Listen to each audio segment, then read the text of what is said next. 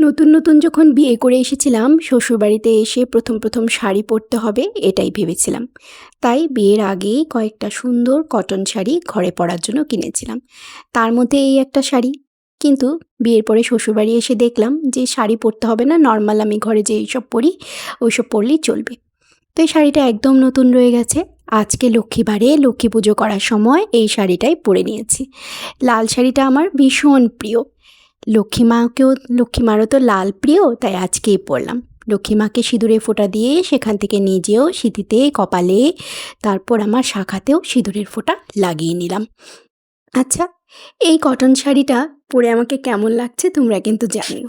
সুন্দর করে ঘট বসিয়ে দিয়েছি। এবার লক্ষ্মী পুজো করে নেব। বৃহস্পতিবারে কে কে বাড়িতে এরকম লক্ষ্মীর ঘট বসাও কমেন্ট করে জানিও। লক্ষ্মী পুজোতে আরতি করে নিলাম। প্রথম ধূপকাঠি দিয়ে, তারপর মোমবাতি দিয়ে, তারপর জল শঙ্খ দিয়ে।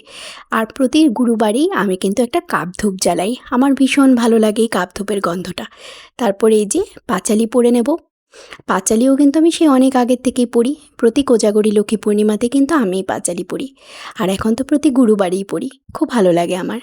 তো আজকে লক্ষ্মী পুজোটা আমার এখানেই সম্পন্ন হলো। কেমন লেগেছে তোমাদের আমার আজকের লক্ষ্মীবারের লক্ষ্মী পুজো কমেন্ট করে জানিও।